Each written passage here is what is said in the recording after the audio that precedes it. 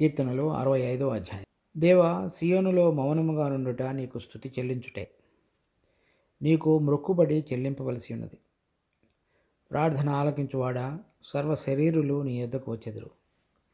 నా మీద మోపబడిన దోషములు భరింపజాలనివి. మా అతిక్రమముల నిమిత్తము నీవే ప్రాయశ్చిత్తము చేయుదువు. నీ ఆవరణములలో నివసించున్నట్లు నీవు ఏర్పరచుకొని చేర్చుకునివాడు ధన్యుడు. నీ పరిశుద్ధాలయము చేత, నీ మందిరములోని మేలు చేత మేము తృప్తి పొందెదము. మాకు రక్షణకర్తవైన దేవ, భూదిగంతముల నివాసులందరికీ, దూర సముద్రము మీదనున్న వారికిని ఆశ్రయమైన వాడా, నీవు నీతిని బట్టి భీకర క్రియల చేత మాకు ఉత్తరమిచ్చుచున్నావు. బలమునే నడికట్టుగా కట్టుకొనిన వాడై, తన శక్తి చేత పర్వతములను స్థిరపరచువాడు ఆయనే.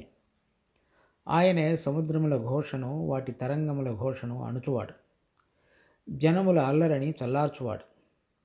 నీ సూచక క్రియలను చూచి భూదిగంత నివాసులను భయపడుదురు. ఉదయ సాయంత్రముల ఉత్పత్తులను నీవు సంతోషభరితములుగా చేయుచున్నావు. నీవు భూమిని దర్శించి దాన్ని తడుపుచున్నావు. దానికి మహదైశ్వర్యము కలుగజేయుచున్నావు. దేవుని నది నీళ్లతో నిండి ఉన్నది. నీవు భూమిని అట్లు సిద్ధపరిచిన తరువాత వారికి ధాన్యము దయచేయుచున్నావు. దాని దుక్కులను విస్తారమైన నీళ్లతో తడిపి దాని గనిమలను చదును చేయుచున్నావు. వాన జల్లుల చేత దానిని పదును చేయుచున్నావు. అది మొలకెత్తగా నీవు దానిని ఆశీర్వదించుచున్నావు. సంవత్సరమును నీ దయా కిరీటము ధరింపజేస్తున్నావు. నీ జాడలు సారము వెదజల్లుచున్నవి. అడవి బీడులు సారము చిలకరించుచున్నవి. కొండలు ఆనందమును నడికట్టిగా ధరించుకొని ఉన్నవి. పచ్చిక పట్లు మందలను వస్త్రము వలె ధరించున్నవి. లోయల సస్యములతో కప్పబడి ఉన్నవి. అన్నియు సంతోషధ్వని చేయుచున్నవి, అన్నియు గానము చేయుచున్నవి. గ్రంథకర్త దావీదు అని మనం వక్కణలో చూస్తున్నాం. తర్వాత ఈ కీర్తన దేవునికి స్తుతులు చెల్లించుట, మొక్కుబడులు చెల్లించుట అనేటువంటి ఆధారంగా వ్రాయబడినటువంటి కీర్తనగా కూడా మనం మొదటి వచనం ద్వారా గమనించవచ్చు. తర్వాత అలా స్తుతులు చెల్లించవలసినటువంటి ఈ సందర్భాన్ని కూడా ఈ కీర్తనల కర్త దీనిలో చక్కగా పొందుపరిచినాడు. తర్వాత తన సమయంలో జరిగినటువంటి విషయాలను కాకుండా తను ఒక ప్రవక్తగా రాబోయేటువంటి సమయాలలో ఏ విధంగా దేవుడు మనుషులు కలిసినటువంటి ఈ సందర్భం ఏ విధంగా ఈ సృష్టి అంతయు కూడా మార్చబడబోతున్నదో దానికి ఆధారంగా ఈ కీర్తనలోని విషయాలను మనం గమనించవచ్చు. ఉదాహరణకి 2వ వచనంలో, ప్రార్థన ఆలకించువాడా, సర్వ శరీరులు నీ యొద్దకు వచ్చెదరు అనగా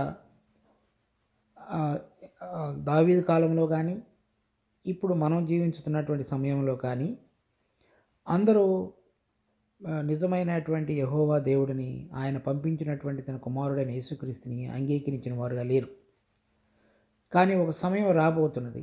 ఆ సమయంలో ప్రతి మోకాలు ఆయన పేరును వంగి, ప్రతి నోరు ఆయనే ప్రభువుని ఒప్పుకొనేబోయేటువంటి సమయం రాబోతుండగా, సో ఆ సమయంలో ఏ విధంగా జరుగుతున్నది అనేటువంటిది, సర్వశరీరులు నీ యొద్దకు వచ్చెదరు అనగా అందరూ ఆయనను అంగీకరించెదరు.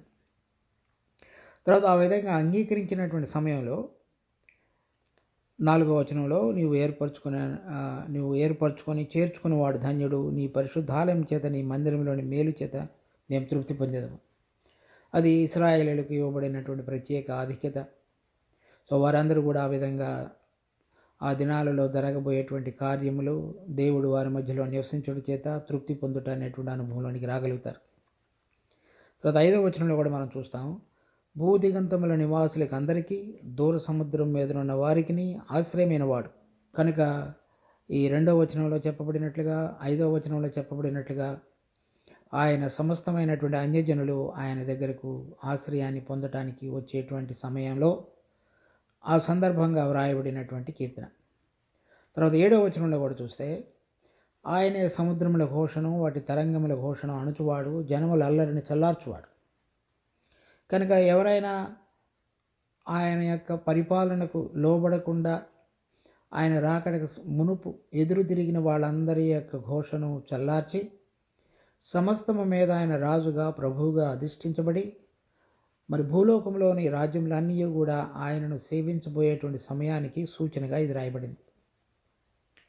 తర్వాత ఆయన ఈ లోకంలో రాజ్యం చేసేటువంటి సందర్భంగా ఏ విధంగా ఈ ప్రకృతి అంతయు కూడా ఆయనకు లోబడి, తర్వాత మొదటిలో ఆదిలో దేవుడు ఏ విధంగా సృష్టిలో తన యొక్క ఉద్దేశాన్ని కలిగి ఉన్నాడో ఆ విధంగా ఈ సృష్టి అంతయు కూడా తన ఫలాన్ని, తర్వాత సస్యశ్యామలమైనటువంటి భూమిని, తర్వాత మనుషులందరికీ తృప్తిని కలిగించే విధంగా పంటను, తర్వాత పశువులకు కావలసినటువంటి ఆహారాన్ని అన్నిటినీ సమకూర్చేదిగా చేయబడేటువంటి ఈ ప్రకృతి యొక్క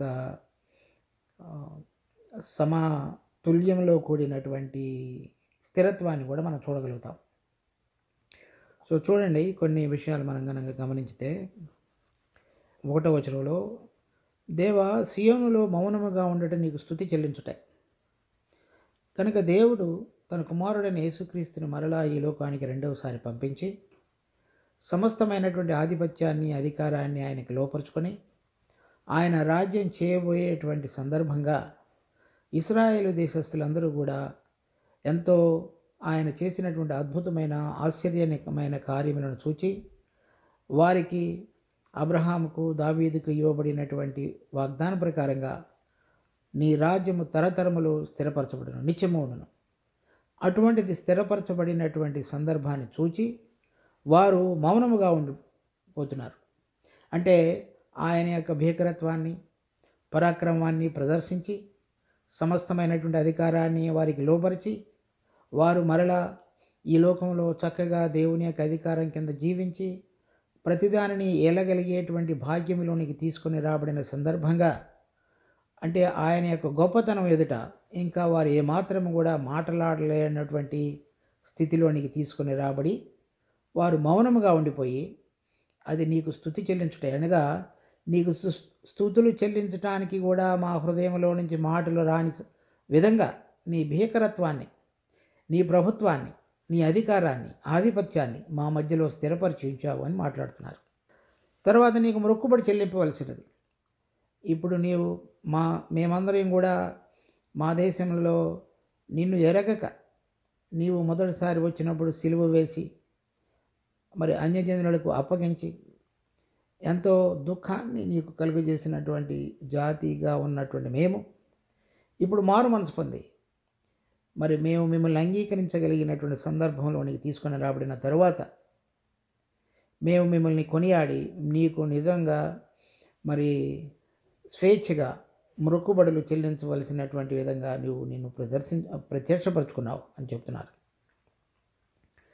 తర్వాత 2వ వచనంలో, ప్రార్థన ఆలకించువాడా సర్వ శరీరులు నీ యొద్దకు వచ్చెదరు. కనుక మేము మాత్రమే కాకుండా నీ వైభవాన్ని, ప్రభావాన్ని చూడగలగటానికి భూలోకంలోని జనములన్నీ కూడా నీ దగ్గరకు వచ్చెదరు. చూడండి కొన్ని వచనాలు దీని ఆధారంగా. కీర్తనలు 96వ అధ్యాయం 7వ వచనం, జనముల కుటుంబములారా యెహోవాకు చెల్లించుడి, మహిమ బలములు యెహోవాకు చెల్లించుడి, యెహోవా నామమునకు తగిన మహిమ ఆయనకు చెల్లించుడి, నైవేద్యము తీసుకుని ఆయన ఆవరణములోనికి రండి, పరిశుద్ధాలంకారములు ధరించుకుని యెహోవాకు నమస్కారము చేయుడి, సర్వభూజనులారా ఆయన సన్నిధిని వణుకుడి, యెహోవా రాజ్యము చేయుచున్నాడు, లోకము కదలకుండా స్థిరపరచబడి ఉన్నది. తర్వాత 97వ అధ్యాయం 6వ వచనం, ఆకాశం ఆయన నీతిని తెలియజేయుచున్నది, సమస్త జనములకు ఆయన మహిమ కనబడుచున్నది. తర్వాత 9వ వచనం, ఏలయనగా యెహోవా భూలోకమంతటికి పైగా నీవు మహోన్నతుడు అయినావు. తర్వాత 98వ అధ్యాయం 2వ వచనం, యెహోవా తన రక్షణను వెల్లడి చేసి ఉన్నాడు, అన్యజనుల ఎదుట తన నీతిని బయలుపరిచున్నాడు. 4వ వచనం, సర్వభూజనులారా యెహోవాను బట్టి ఉత్సహించుడి, ఆర్భాటముతో సంతోషగానము చేయుడి, కీర్తనలు పాడుడి. 7వ వచనం, సముద్రమును దాని సంపూర్ణతయు ఘోషించునుగాక, లోకమును దాని నివాసులను కేకలు వేయుదురుగాక, ఆయన సన్నిధిని నదులు చప్పట్లు కొట్టునుగాక. 99వ అధ్యాయం, యెహోవా రాజ్యం చేయుచున్నాడు, జనములు వణుకును, ఆయన కెరూబుల మీద ఆసీనుడై ఉన్నాడు, భూమి కదులను. 2వ వచనం, సియోనులో యెహోవా మహోన్నతుడు, జనములన్నిటికీ పైన ఆయన హెచ్చియున్నాడు. తర్వాత 100వ కీర్తన, సమస్త దేశములారా యెహోవాకు ఉత్సాహధ్వని చేయడి, సంతోషముతో యెహోవాను సేవించుడి, ఉత్సాహగానం చేయుచు ఆయన సన్నిధికి రండి, యెహోవాయే దేవుడని తెలుసుకొనడి. ఇవి మాత్రమే కాకుండా యెషయా గ్రంథంలో కూడా ఇంకా కొన్ని వచనాలు ఉన్నాయి. 1-2 వచనాలు చూద్దాం. యెషయా గ్రంథం 2వ అధ్యాయం 2వ వచనం నుంచి, అంత్యదినములలో పర్వతములపైన యెహోవా మందిర పర్వతము పర్వత శిఖరమున స్థిరపరచబడి కొండల కంటే ఎత్తుగా ఎత్తబడను. ప్రవాహము వచ్చినట్టు సమస్త అన్యజనులు దానిలోనికి వచ్చెదరు. ఆ కాలమున సియోనులో నుండి ధర్మశాస్త్రము, యెరూషలేములో నుండి యెహోవా వాక్కు బయలువెళ్ళును. జనములు గుంపులు గుంపులుగా వచ్చి యాకోబు దేవుని మందిరమునకు, యెహోవా పర్వతమునకు మనము వెళ్ళుదుము రండి. ఆయన తన మార్గముల విషయమై మనకు బోధించును, మనము ఆయన తోవలలో నడుతుము అని చెప్పుకుందరు. యెషయా గ్రంథం 11వ అధ్యాయం 9వ వచనం, నా పరిశుద్ధ పర్వతమంద అంతటను ఏ మృగమును హాని చేయదు. సముద్రము జలముతో నిండి ఉన్నట్లు లోకము యెహోవాను గూర్చిన జ్ఞానంతో నిండి ఉండును. ఆ దినము నా ప్రజలకు ధ్వజముగా నిలుచుచుండు యెషయి వేరు చిగురునొద్ద జనములు విచారణ చేయుదురు. ఆ విధంగా దేవుని యొక్క రాజ్యము స్థిరపరచబడి సర్వ శరీరులు ఆయన యొద్దకు వచ్చి ఆయనను ఆరాధించేవారుగా చేయబడతారు. తర్వాత కీర్తన 65వ అధ్యాయం 3వ వచనం, నా మీద మోపబడిన దోషములు భరింపజాలనవి, మా అతిక్రమముల నిమిత్తము నీవే ప్రాయశ్చిత్తము చేయదు. ఇశ్రాయేలు దేశం మన ప్రభు అయిన యేసుక్రీస్తు మొదటిసారి వచ్చినప్పుడు ఆయనను తిరస్కరించి చివరకు ఆయనను సిలువ వేయుటకు కూడా అప్పగించినటువంటి దేశంగా చూచున్నాం. దాని పరిణామంగా వారి యొక్క జీవితంలో ఆ దేశమంతయు కూడా చెదరగొట్టబడి, వారి పట్టణం అంతయు కూడా కాల్చివేయబడి, వారి యొక్క ఆలయం అంతయు కూడా పడగొట్టబడింది. తర్వాత మరలా రెండవసారి ప్రభు రాకడకు మునుపు వారి హృదయాలలో పశ్చాత్తాపపడేటువంటి నూతనమైన ఆత్మను దేవుడు వారి హృదయాలలో కుమ్మరించబోతున్నాడు. చూడండి, జకరియా పుస్తకం 12వ అధ్యాయం 10వ వచనం, దావీదు సంతతి వారి మీదను యెరూషలేము నివాసుల మీదను కరుణ నొందించు ఆత్మను, విజ్ఞాపన చేయు ఆత్మను నేను కుమ్మరింపగా, వారు తాము పొడిచిన నా మీద దృష్టి ఉంచి, ఒకడు తన ఏక కుమారుని విషయమై దుఃఖించినట్లు, తన జ్యేష్ఠపుత్రుని విషయమై ఒకడు ప్రలాపించినట్లు అతని విషయమై దుఃఖించుచు ప్రలాపించరు. కనుక ఆ దినాలలో మిగిలినటువంటి ఇశ్రాయేలు జనాంగమంతయు కూడా పశ్చాత్తాపడి దేవుని ఆత్మ చేత కదిలించబడిన వారై, వారు ఏ విధంగా ప్రభు అయిన యేసుక్రీస్తు మొదటిసారి వచ్చినప్పుడు ఆయనను అప్పగించి సిలువ వేయించున్నారో గుర్తు చేసుకుని, తర్వాత దేవునికి వ్యతిరేకంగా నడిచిన తన జీవితం అంతటిని కూడా విషయమై పశ్చాత్తాపడి మరలా ప్రభువు దగ్గరకు ఆకర్షించబడేవారుగా చేయబడతారు. ఆ సందర్భంలో వాళ్ళు చెబుతున్నటువంటి మాటలు మనం 65వ అధ్యాయంలో చూస్తున్నాం. మా మీద మోపబడిన దోషములు భరింపజాలనివి, అనగా వారికి దేవుని కుమారుడిగా రక్షకుడిగా పంపబడినటువంటి యేసుక్రీస్తును అప్పగించుట అనేటువంటి దోషము నిజంగా వారు భరింపజాలనిది. తర్వాత మా అతిక్రమంలో నిమిత్తం నీవే ప్రాయశ్చిత్తము చేయదు. ఇప్పుడు వారు ఆ విధంగా పశ్చాత్తాపడి భరింపరాని దోషములు, తర్వాత దేవుని యొక్క క్రమానికి వ్యతిరేకంగా నడిచిన వారి జీవితం అంతయు కూడా దానికి చెందవలసినటువంటి ప్రాయశ్చిత్తాన్ని కేవలము మన ప్రభు అయిన యేసుక్రీస్తునందు విశ్వాసం ఉంచడం ద్వారా మాత్రమే వారి పాపములు క్షమించబడేవిగా ఉంటాయి. చూడండి, కీర్తన 118వ అధ్యాయం 18వ వచనం, యెహోవా నన్ను కఠినంగా శిక్షించిన కానీ ఆయన నన్ను మరణమునకు అప్పగింపలేదు. ఈ కీర్తన ఇశ్రాయేల్ దేశం వారు పాడుతున్నటువంటి జాతీయ గీతం. నన్ను కఠినంగా శిక్షించిన కానీ ఆయన నన్ను మరణమునకు అప్పగింపలేదు అంటే ఇశ్రాయేల్ దేశాన్ని శిక్షించి ఉన్నాడు, కానీ వారు ఇక భూమి మీద లేకుండా చేయలేదు. ఇప్పుడు వారు మారు మనసు పొందిన తర్వాత మనం జకర్యా గ్రంథం 12వ అధ్యాయం 10వ వచనంలో వారి మీద దేవుని ఆత్మ కుమ్మరించబడి వారు పశ్చాత్తాపడి, ఈ 65వ అధ్యాయంలో వారికి కలిగినటువంటి దోషములు అతిక్రమముల నిమిత్తమై వారు ఏ విధంగా శిక్షణ పొందిన తరువాత మారు మనసు పొంది ప్రభు వైపు తిరిగి వారి హృదయాలను 19వ వచనంలో చెప్తున్నారు. నేను వచ్చినట్లు నీతి గుమ్మములు తీయడి, నేను వాటిలో ప్రవేశించి యెహోవాకు కృతజ్ఞతాస్తుతులు చెల్లించెదను. అంతకు మునుపు దేవుని కుమారుడైన యేసుక్రీస్తుకు వ్యతిరేకంగా జీవించి ఆయనను తృణీకరించి జీవించినటువంటి జనం మొత్తం కూడా మారు మనసు పొందిన తరువాత ఇప్పుడు స్తుతులు చెల్లించేవారుగా చేయబడ్డారు. కీర్తన 65 కూడా మనం అదే చూస్తున్నాం. తర్వాత వారు చెప్తున్నారు 22వ వచనంలో, ఇల్లు కట్టువారు నిషేధించిన రాయి మూలకు తలరాయి ఆయన. మా మీద మోపబడినటువంటి నేరం ఏమిటి? నీ కుమారుడైన యేసుక్రీస్తును ఈ లోకంలోనికి మా అభిషేకించబడిన వాడుగా పంపి మోషే ద్వితీయోపదేశకాండం 18వ అధ్యాయంలో 18వ వచనంలో చెప్పబడినటువంటి దానిని నెరవేర్చబడి ఉండగా మేము ఆయనను తృణీకరించి ఉండగా ఇప్పుడు అది మూలక తలరాయిగా మేము గుర్తించగలిగామని చెప్తున్నారు.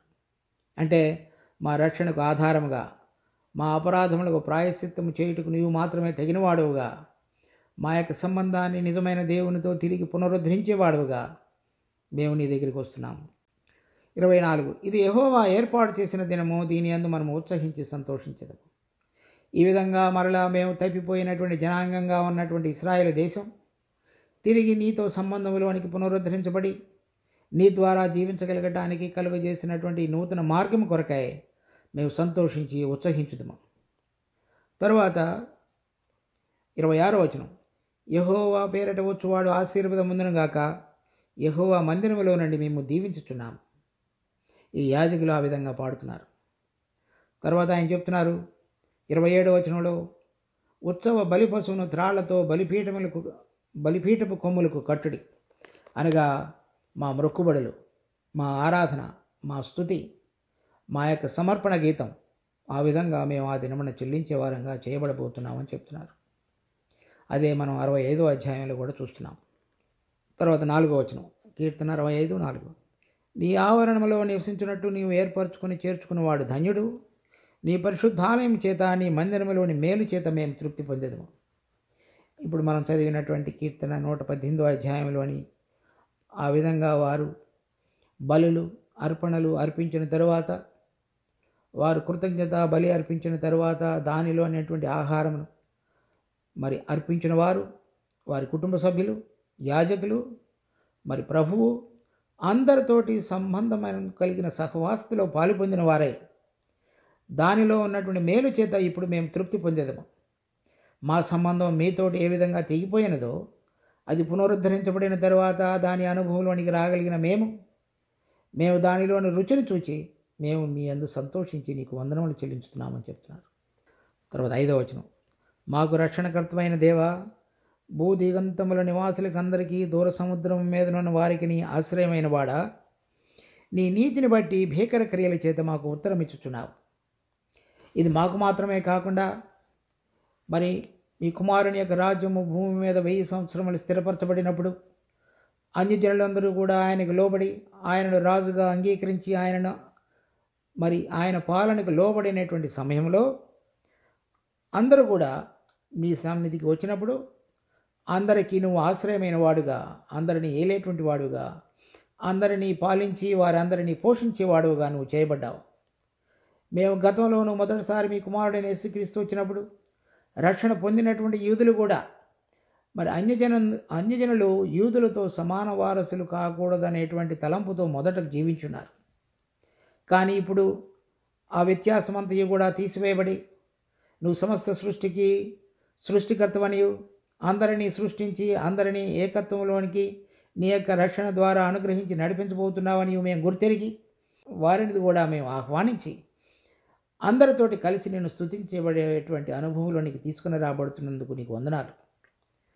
తర్వాత నీవు నీతిని బట్టి భీకర క్రియల చేత మాకు ఉత్తరం ఇచ్చుచున్నావు. ఆయన యొక్క పరిశుద్ధత నీతిని బట్టి ఆ భీకర క్రియలు చేసి మాకు ఉత్తరం ఇచ్చుచున్నావు అని చెప్తున్నాడు. అనగా ఎప్పుడైనా సరే దేవుడు వారు చేసినటువంటి దోషములు, అతిక్రమములన్నిటినీ కూడా పరిహరించి వారిలో దేవునికి వ్యతిరేకంగా ఉన్న స్వభావాన్ని వారికి చూపించటం అనేటువంటిదే భీకర క్రియ. అది తొలగించి ఆ వారిలో ఉన్నటువంటి దోషము, ఏదైతే దేవునికి వ్యతిరేకంగా నడిచినటువంటి స్వభావం ఉన్నదో అదంతయు కూడా తొలగించబడి దేవుడు ఏది నీతిని కోరుతున్నాడో దానిని వారికి తెలియపరచగలిగినటువంటిది అన్నిటికంటే భీకరమైనటువంటి కార్యమైనది. మనుషుడు తన పాపమును గుర్తెరిగి దేవునికి వ్యతిరేకంగా ఉన్న జీవితాన్ని తెలుసుకొని పరలోక సంబంధమైనటువంటి దేవునితోటి ఆత్మ ద్వారా సంబంధంలోనికి తిరిగి రాబడటం అనేటువంటిది అన్నిటికంటే గొప్ప భీకరమైన కార్యమైనది. ఎందుకని అది మనలో ఉన్నటువంటి పాపాన్ని గురించి మనని ఒప్పింపజేసేది. అది మనలో దేవునికి వ్యతిరేకంగా ఉన్న స్వభావాన్ని గురించి మనకి తెలియజెప్పేది. అలా తెలియజెప్పుడు మాత్రమే కాకుండా దేవుని దృష్టిలో అంగీకారమైనటువంటి కార్యమును మనం జీవితంలో జరిగించి ఆ దానిలో జీవించగలగటానికి పనికొచ్చే విధంగా చేసేటువంటిది భీకర కార్యం. ఆ విధంగా దేవుడి యొక్క నీతిలో పాలు పంపులు పొందగలగటానికి మనలో ఉన్నటువంటి పాత స్వభావం అంతయు కూడా సిలువ అనుభవంలో కూడా తీసుకుని వెళుతున్నప్పుడు మన శరీరం అంగీకరించకుండా లోబడకుండా ఉన్న జీవితము అది సంపూర్ణంగా ఇప్పుడు అంగీకారయోగ్యమైనటువంటి లోబడినటువంటి జీవితంగా మార్చబడి దేవుని యొక్క నీతి కార్యములు మనం చూడగలిగి అది మనలో జరిగించుట అనేటువంటి అనుభవంలోనికి రాగలిగి ఆ భీకర కార్యమును గుర్తించగలిగి మనము ఆయనను స్తుతించగలుగుతున్నాం. 6వ వచనం, బలమనే నడి కట్టుగా కట్టుకుని వాడై తన శక్తి చేత పర్వతములను స్థిరపరచువాడు ఆయనే. ఆయన సముద్రముల ఘోషను వాటి తరంగముల ఘోషను అణుచువాడు, జనముల అల్లరిని చల్లార్చువాడు. పర్వతములు సముద్రములు 2 విషయాలు ఇక్కడ చెప్పబడ్డాయి. వాటిని స్థిరపరిచేటువంటి వాడు దేవుడే. సో మొట్టమొదట్లో ఆదిలోనే మనం మొదటి అధ్యాయంలో ఏ విధంగా ఉన్నాయో చూస్తున్నాం. అదేవిధంగా సముద్రం కూడా. కానీ ఇక్కడ పర్వతములు ఆయన శక్తికి సూచనగా ఉన్నట్లుగా మనం చదువుతున్నాం. తర్వాత సముద్రముల ఘోషను వాటి తరంగములను అలుచువాడు.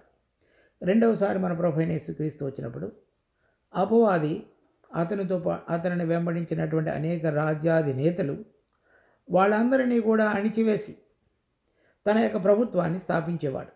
ఈ సముద్రం అనేటువంటి సముద్రముల ఘోష దేవునికి వ్యతిరేకంగా లేచేటువంటి అనేక రాజ్యముల యొక్క అల్లరికి గుర్తుగా ఉంది.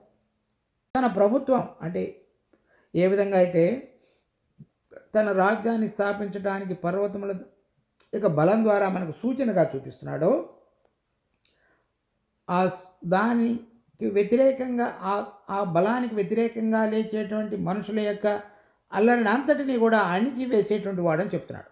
అది ఎవరో వేసినటువంటి పునాదుల మీద పర్వతములు స్థిరపడలేదు, దేవుని యొక్క శక్తి ప్రభావం చేత స్థిరపరచబడ్డాయి.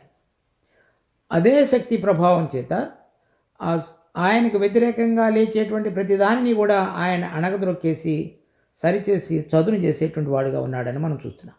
తర్వాత 8వ వచనంలో, నీ సూచక క్రియలను చూచి భూదిగంత నివాసులు భయపడతారు. ఎందుకనగా ఆ దినాలలో అనేక మంది మరి ఈ జరగేటువంటి మహాశ్రమల కాలంలో కూడా వెళుతూ మిగిలినటువంటి వారు ఎవరైతే ఉన్నారో దేవుని యొక్క పరాక్రమాన్ని, ఆయన సముద్రముల ఘోషను, జనముల అల్లరిని ఏ విధంగా అణిచివేసి తన రాజ్యాన్ని, పరాక్రమాన్ని, మహాబలాన్ని ప్రదర్శించి ఆయన యొక్క రాజ్యము మన భూమి అంతటి కూడా ఏలగలిగేటట్లుగా రాజుగా చేయబడిన తర్వాత అందరూ భయపడేవారుగా చేయబడతారు. అంటే ఆయనకి ఇష్టపూర్వకంగా లోబడి, ఆయన అధికారానికి లోబడి, ప్రతి మోకాలు ఆయన నామమున వంగి, ప్రతి నాలుక ఆయనే ప్రభు అని అంగీకరించబడే విధంగా చేయబడతారు. ఉదయ సాయంత్రముల ఉత్పత్తులను నీవు సంతోషభరితములుగా చేయుచున్నావు. అంటే ప్రతి ఉదయం సాయంకాలం ఏదైతే ఏ క్రమంలో అయితే నువ్వు మొదటలో సృష్టిని సృష్టించున్నావో దాని ప్రకారంగా ప్రతిదీ జరగవలసి ఉన్నదో ఆ విధంగా జరిగి భూమి మీద నివసించుతున్నటువంటి ప్రతి ఒక్కరూ కూడా సంతోషభరితులై నీవు చేసినటువంటి ఉద్భవింపజేసిన ప్రతి దాని యందు ఆనందించుతూ జీవించగలిగేవారుగా చేయబడతారు. 9వ వచనం, నీవు భూమిని దర్శించి దాన్ని తడుపుచున్నావు, దానికి మహదైశ్వర్యం కలుగుచేయుచున్నావు. దేవుని నది నీళ్లతో నిండి ఉన్నది. మొట్టమొదట్లో దేవుడు భూమిని సృష్టించినప్పుడు ఏదోను వనములో అనేకమైనటువంటి చెట్లు, రకరకాలైనటువంటి ఫలములు అన్నిటిని కూడా సృష్టించి ఉంచాడు. దేవుడు మనిషికి చెప్పినాడు, ఈ భూమిని, ఈ తోటను కాయమని చెప్పాడు. కనుక అతని యొక్క బాధ్యత దేవుని యందు విశ్వాసం ఉంచి అతనికి అప్పగించిన పనిని ఆ తోటను కాసేటువంటి పని. కానీ ఆ విధంగా చేసేటువంటి విషయంలో అతడు తప్పిపోయి ఏ ఫలాన్ని అయితే తినవద్దని చెప్పి ఉన్నాడో ఆ ఫలాన్ని తినటం ద్వారా దేవుడు చెప్పినటువంటి పనిలో తప్పిపోయాడు. ఆ తోటను కాయలేదు. అంటే తను తాను భద్రపరచుకొని దేవుని యందు మాత్రం విశ్వసించవలసినది. ఏది తినవద్దు అని చెప్పి ఉన్నాడు, అది దేవుడు కోరిన దానికంటే అధికంగా మనుషుడు జీవించాలని, అంటే దేవదూతల వలె మారాలని, అతడు దేవుడు ఉంచినటువంటి స్థితిని కాకుండా వేరైన స్థితిని ప్రేమించి అపనమ్మకస్తుడిగా జీవించడం ద్వారా ఆదికాండం 3వ అధ్యాయంలో అతడు చేసిన పాపాన్ని బట్టి భూమి శాపగ్రస్తమైంది. ఆ శాపగ్రస్తం అవడం ద్వారా ఈ ఉదయ సాయంకాల ఉత్పత్తులు కానీ, తర్వాత భూమి సకాలంలో వర్షాన్ని పొంది దేవుని ద్వారా, దేవుని కృప ద్వారా వాటి యొక్క ఫలములు అందించే విషయంలో కానీ మొత్తం తప్పిపోయింది. కనుక ఏదైతే మనుషుడు దేవుడు సృష్టించినటువంటి సృష్టి అంతటిని కూడా ఏలి చక్కగా సుఖంగా వాటి యొక్క అనుభవాన్ని ఆనందించాలో, దానిలో నుంచి తప్పిపోయి తాను చేసినటువంటి పాపాన్ని బట్టి ఈ సృష్టి మొత్తం కూడా వేరే రకమైనటువంటి దానికి దాస్యత్వానికి లోపరచబడింది. ఇప్పుడు మరలా మన ప్రభువైన యేసుక్రీస్తు వచ్చినప్పుడు భూమిని దర్శించి దాన్ని తడిపేవాడుగా చేస్తున్నాడు. ఎందుకనగా అది దేవుని నది నీళ్లతో నిండి ఉన్నది. ఇప్పుడు కరువు, ఎడారి, తర్వాత ఉదయం సాయంకాలం ఎటువంటి విధంగా ఉత్పత్తులు రావాలో ఆ విధంగా రానటువంటిది, శపించబడినటువంటిది, అది మొత్తం కూడా తీసివేయబడుతుంది. మనం కీర్తనం ఆరంభంలో 96, 97, 99, 100వ కీర్తనలో ఏ విధంగా భూమి, సముద్రము, కొండలు, పర్వతములు అవన్నీ కూడా మన ప్రభువైన యేసుక్రీస్తు వచ్చినప్పుడు సంతోషించి గంతులు వేస్తాయో చదివినా. ఎందుకనగా మనుషుడు చేసినటువంటి పాపాన్ని బట్టి సృష్టి మొత్తం కూడా ఏదైతే సమతుల్యంలో ఉండాలో అదంతయు కూడా తొలగించబడి ఉండగా మరలా తిరిగి దాని యొక్క క్రమంలోనికి మన ప్రభువైన యేసుక్రీస్తు యొక్క రాకడలో తీసుకుని రాబడుతుండగా, తర్వాత దేవుని నది నీళ్లతో నిండి ఉన్నది. మనుషుడు ఇప్పుడు ఉన్నటువంటి నదులు, వాటి ద్వారా తన యొక్క శ్రమను తన శ్రమతోటి భూమిని తడపడానికి ప్రయత్నం చేస్తాడు. అలా కాకుండా చూడండి, ద్వితీయోపదేశకాండం 11వ అధ్యాయం 10వ వచనం నుంచి, మీరు స్వాధీనపరచుకొని పోవు దేశము మీరు బయలుదేరి వచ్చిన ఐగుప్తు దేశం వంటిది కాదు. అక్కడ నీవు విత్తనములు విత్తి కూర తోటకు నీరు కట్టినట్లు నీ కాళ్లతో నీ చేలకు నీరు కట్టితివి. మీరు నది దాటి స్వాధీనపరచుకున్నట్టుకు వెళ్ళుచున్న దేశము కొండలు, లోయలు గల దేశము. అది ఆకాశ వర్ష జలము త్రాగును. అది నీ దేవుడైన యెహోవా లక్ష్యపెట్టు దేశము. నీ దేవుడైన యెహోవా కన్నులు సంవత్సరాది మొదలుకొని సంవత్సరాంతం వరకు ఎల్లప్పుడూ దాని మీద ఉండను. అది పాత నిబంధనలో కూడా వారు అటువంటి ఆశీర్వాదాలను పొందుతూ అనేటువంటి వారికి వాగ్దానం చేసి తీసుకుని వెళ్ళాడు. కానీ మరలా వారు ఆ దేశంలో స్థిరపడిన తర్వాత వారి హృదయాలు తిప్పుకొని మరి విగ్రహారాధన వైపుకి వెళ్ళిపోయిన తర్వాత వారు దాసత్వంలోనికి వెళ్ళిపోయి క్రమంగా దేవుని యొక్క ఆశీర్వాదాన్ని కోల్పోయినటువంటి జనంగా మనం చూస్తున్నాం. ఇప్పుడు మరలా వారు ఎప్పుడైతే ఒక దేశంగా తిరిగి పశ్చాత్తాపడి ప్రభు వైపు తిరుగుతారో అప్పుడు మరలా భూమి మీద దేవుని నదితోటి ఆకాశ జలం త్రాగి అప్పుడు మీరు మీ కాళ్లతో చేలకు నీళ్లు కట్టుదురు. ఇప్పుడు దేవుని యొక్క నది ఆకాశంలో నుంచి వారి మీద కురించినటువంటి వర్షం ద్వారా భూమి సస్యశ్యామలం చేయబడి వారికి కావలసినటువంటి పంటను, సస్యాన్ని సమస్తమును సమృద్ధిగా దయచేసేవాడుగా చూస్తున్నాం. తర్వాత దానికి మహదైశ్వర్యం కలుగు చేయుచున్నావు. అంటే మొట్టమొదటిలో సృష్టించబడినటువంటి సృష్టిలో ఎటువంటి ఐశ్వర్యాన్ని మనిషి భూమిలో నుంచి పొందాలని చూచున్నాడో అది ఎప్పుడు కూడా అనుభవించలేదు, ఆ ఐశ్వర్యాన్ని పొందలేదు. కానీ ప్రభువైన యేసుక్రీస్తు వచ్చినప్పుడు ఆ సమస్తమైనటువంటి ఆశీర్వాదాన్ని పొందగలిగే విధంగా చేసేవాడుగా ఉన్నాడు. తర్వాత నీవు భూమిని అట్లు సిద్ధపరిచిన తరువాత దానికి ధాన్యము దయచేస్తున్నావు. దాని దుక్కులను విస్తారమైన నీళ్లతో తడిపి దాని గనిమలను చదును చేయుచున్నావు. వాన జల్లుల చేత దాన్ని పదును చేయుచున్నావు. మొదట్లో తడపటం, విత్తటం, తర్వాత అది పెరగడానికి కావలసినటువంటి జల్లులు, అంటే సమస్తము కూడా, తర్వాత అది మొలకెత్తగా నువ్వు దాన్ని ఆశీర్వదించున్నావు. అంటే ఏ క్రమంలో ఏ విధంగా భూమికి నీరు అవసరమైనదో ఆ విధంగా తన ఆకాశ జలమును వారి మీద కుమ్మరించి చక్కగా అభివృద్ధిలోని తీసుకొచ్చేటువంటి వాడుగా ఉన్నాడు. 11వ వచనం, సంవత్సరమును నీ దయాకిరీటము ధరింపజేసి ఉన్నావు. నీ జాడలు సారము వెదజల్లుచున్నవి. అంటే నీ దయచొప్పున సంవత్సరం అంతటిలో కూడా వారిని కాపాడి వారికి కావలసిన ప్రతి ఆశీర్వాదాన్ని వారి మీద కుమ్మరించే దేవుడుగా ఉన్నావు. అడవి బీడులు సారము చిలకరించుచున్నవి, కొండలు ఆనందమును నడికట్టుగా ధరించుకుని ఉన్నవి. పచ్చిక పట్లు మందలను వస్త్రం వలె ధరించున్నవి. అంటే కొండలు, పచ్చిక పట్లు ఇవన్నీ కూడా ఎటువంటి సంతోషంతో నింపబడి ప్రభువుకు స్తుతిగానం చేసేటువంటి విధంగా వాటి యొక్క సౌందర్యం కనబడాలో ఆ విధంగా కనబడుతున్నదని చెప్తున్నాడు. తర్వాత లోయలు సస్యములతో కప్పబడి ఉన్నవి, అన్నీయు సంతోషధ్వని చేయుచున్నవి, అన్నీయు గానం చేయుచున్నవి. అటువంటి విధంగానే భూమి అంతయు కూడా ఆనందగానం చేయుట, కొండలు గంతులు వేయుట, పర్వతములు మరి ఏ విధంగా ఎగురుట అనేటువంటి అంటే సంతోషంతో ఆ విధంగా పాడుట అనేటువంటిది మనం ఇందాక చూసినటువంటి కీర్తనలు అనేక చోట్ల రాయబడినది.